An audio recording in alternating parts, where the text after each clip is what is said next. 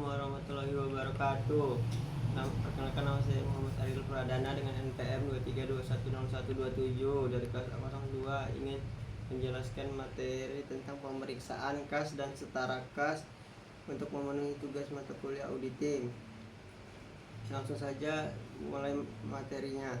Sifat kas dan setara kas. Kas merupakan aset lancar perusahaan yang sangat menarik dan mudah untuk diselewengkan. Selain itu, banyak transaksi perusahaan yang menyangkut penerimaan dan pengeluaran kas. Menurut Sukrisno Agus, kas adalah alat pembayaran yang siap dan bebas digunakan untuk membiayai kegiatan umum perusahaan.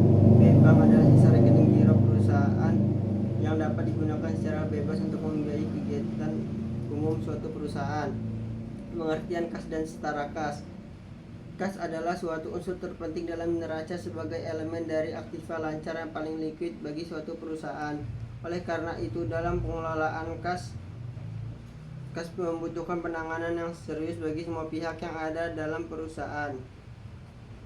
Istilah kas dalam pengertian sehari-hari dapat disamakan dengan uang kontan atau uang tunai yang dapat dijadikan alat pembayaran yang sah. Dalam arti sebenarnya, kas mencakup hal yang lebih luas apabila memenuhi kriteria sebagai berikut. A. Diakui secara umum sebagai alat pembayaran yang sah.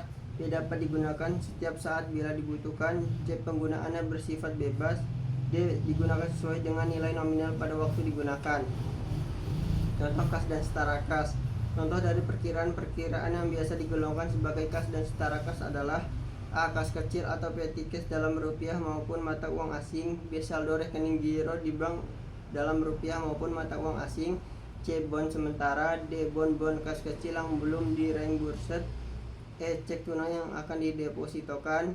Yang tidak dapat digolongkan sebagai bagian dari kas dan setara kas pada laporan posisi keuangan atau neraca adalah deposito berjangka, terus cek mundur atau cek kosong, data yang disisihkan untuk tujuan tertentu, rekening giro yang tidak dapat segera digunakan baik di dalam maupun di luar negeri, misalnya karena dibekukan. Menurut PSAK nomor 2 halaman 2.2 dan 2.3, kas terdiri atas saldo kas dan rekening giro. Setara kas adalah investasi yang sifatnya sangat liquid, berjangka pendek, dan dengan cepat dapat segera dikonversikan menjadi kas dalam jumlah tertentu tanpa menghadapi risiko perubahan nilai yang signifikan. Definisi pemeriksaan kas dan setara kas. Pemeriksaan kas dan setara kas adalah suatu proses yang mencakup peninjauan, evaluasi, dan verifikasi transaksi keuangan yang melibatkan uang tunai dan aset yang dapat dengan cepat diubah menjadi uang tunai. Hal ini mencakup transaksi-transaksi seperti penerimaan kas dari penjualan, pembayaran kas untuk pengeluaran operasional, dan investasi dalam instrumen keuangan yang sangat liquid. Pemeriksaan kas dan setara kas adalah suatu proses yang sangat penting dalam bidang akuntansi dan pengendalian keuangan perusahaan. Terus, tujuan kepemilikan setara kas dan menurut sak etap. Setara kas dimiliki untuk tujuan memenuhi komitmen jangka pendek, bukan untuk investasi atau tujuan lain. Untuk memenuhi kualifikasi sebagai setara kas, suatu investasi harus segera dapat dikonversikan menjadi kas dalam jumlah yang dapat ditentukan dan memiliki risiko perubahan nilai yang tidak signifikan. Oleh karena itu, suatu investasi umumnya memenuhi kualifikasi sebagai setara kas hanya jika akan segera jatuh tempo dalam waktu 3 bulan atau kurang sejak tanggal perolehannya. Investasi dalam bentuk ekuitas tidak termasuk setara kas kecuali substansi investasi dalam bentuk ekuitas tersebut adalah setara kas. Sebagai contoh, saham preferen yang diperoleh dalam suatu periode singkat dari jatuh temponya dan tanggal penembusan yang telah ditentukan. Tirukan merupakan bagian yang tak terpisahkan dari pengelolaan kas perusahaan. Dalam keadaan tersebut, curukan termasuk komponen kas dan setara kas. Menurut sak etap, setara kas adalah investasi jangka pendek yang sangat liquid dan dimiliki untuk memenuhi komitmen kas jangka pendek, bukan untuk tujuan investasi atau lainnya. Tujuan pemeriksaan kas dan setara kas: untuk memeriksa apakah terdapat pengendalian internal yang cukup baik atas kas dan setara kas, serta penerimaan dan pengeluaran kas dan bank. Untuk memeriksa apakah saldo kas dan setara kas yang ada di laporan posisi keuangan atau neraca per tanggal neraca betul-betul ada dan dimiliki perusahaan 3. Untuk memeriksa apakah semua transaksi yang menyangkut penerimaan dan pengeluaran kas betul-betul terjadi dan tidak ada transaksi fiktif. 4. Untuk memeriksa apakah semua transaksi yang menyangkut penerimaan dan pengeluaran kas semuanya sudah dicatat dalam buku penerimaan kas dan pengeluaran kas, tidak ada yang dihilangkan. Untuk memeriksa apakah semua transaksi yang menyangkut penerimaan kas dan pengeluaran kas dicatat secara akurat, tidak ada kesalahan perhitungan matematis, tidak ada salah posting dan klasifikasi. Untuk akurasi posting and classification. Untuk memeriksa apakah semua transaksi yang menyangkut penerimaan dan pengeluaran kas sudah dicatat pada waktu yang tepat, tidak terjadi pergeseran waktu pencatatan. Untuk memeriksa apakah ada pembatasan untuk menggunakan saldo kas dan setara kas.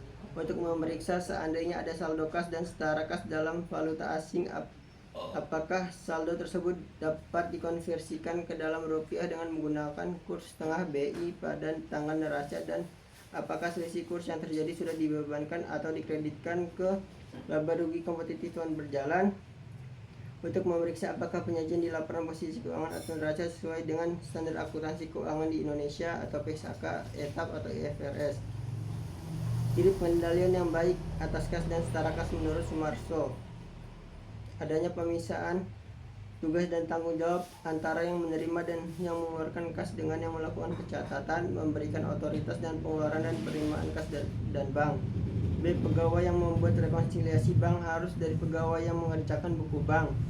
Rekonsiliasi bank dibuat setiap bulan dan harus ditelaah oleh kepala bagian akuntansi. Digunakannya impress fund sistem untuk mengelola kas kecil.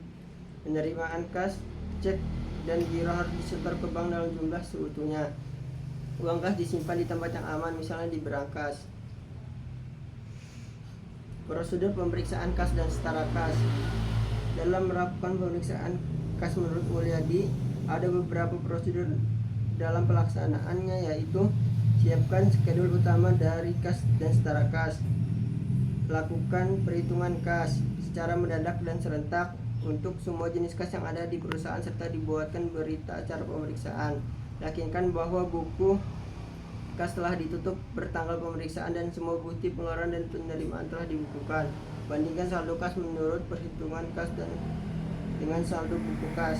Apabila perhitungan kas dilakukan sesudah tanggal neraca, lakukan prosedur penarikan mundur ke tanggal neraca, dan bila dilakukan sebelum tanggal neraca, lakukan penarikan maju ke tanggal neraca.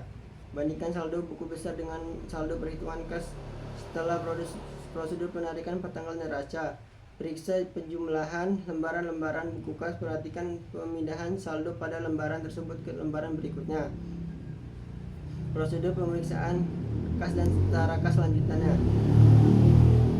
Jika kas kecil menggunakan sistem dana tetap, teliti apakah sudah ada pertanggungjawaban dari dana tetap sebelum diadakan pengisian kembali. Pastikan bila ada kas yang dalam mata uang asing telah dikonversikan ke dalam kurs yang benar bertanggal neraca.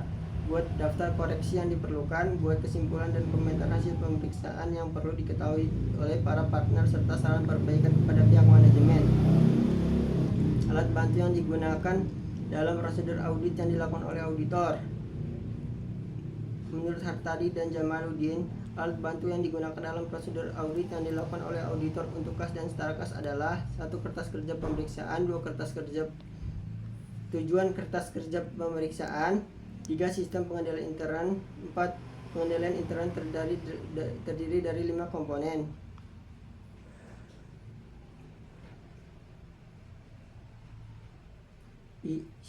IAI mendefinisikan SPI sebagai suatu proses yang dijalankan oleh Dewan Komisaris, manajemen, dan personel lain entitas yang didesain untuk memberikan keyakinan memadai tentang pencapaian 3 golongan tujuan, yaitu keandalan pelaporan keuangan, efektivitas dan efisiensi operasi, serta kepatuhan terhadap hukum dan peraturan yang berlaku. Komisaris, manajemen, dan personel lain entitas yang didesain untuk pengendalian intern terdiri dari 5 komponen. A. Lingkungan pengendalian. Menetapkan corak suatu organisasi mempengaruhi kesadaran pengendalian orang-orangnya. B. Penaksiran risiko. Mengidentifikasi entitas dan analisis terhadap risiko yang relevan untuk mencapai tujuannya. Membentuk suatu dasar untuk menentukan bagaimana risiko harus dikelola. C. Aktivitas pengendalian. Aktivitas tersebut membantu memastikan bahwa tindakan yang diperlukan untuk menanggulangi risiko dalam pencapaian tujuan entitas sudah dilaksanakan. D. Informasi dan komunikasi. Sistem informasi yang relevan dengan tujuan pelaporan keuangan yang meliputi sistem akuntansi terdiri dari metode dan catatan yang dibangun untuk mencatat, mengolah, meringkas, dan melaporkan transaksi entitas. E. Pemantauan proses penentuan keluarga setiap pengendalian intern sepanjang waktu. Pemantauan ini mencakup penentuan desain dan operasi pengendalian tepat waktu dan pengambilan tindakan koreksi. Kesimpulan presentasi. Kas dan setara kas merupakan aset yang paling likuid dan memiliki risiko tinggi terhadap kecurangan sehingga memerlukan sistem pengendalian internal yang memadai. Pemeriksaan kas dan setara kas bertujuan untuk memastikan keberadaan, kelengkapan, keakuratan serta penyajian saldo kas sesuai dengan standar akuntansi keuangan yang berlaku. Melalui penerapan prosedur audit yang tepat, pemeriksaan kas dapat meningkatkan keandalan laporan keuangan dan mendukung pengambilan keputusan manajemen secara tepat. Sudah sekian saja materi yang dapat saya sampaikan. Saya akhiri. Wassalamualaikum warahmatullahi wabarakatuh.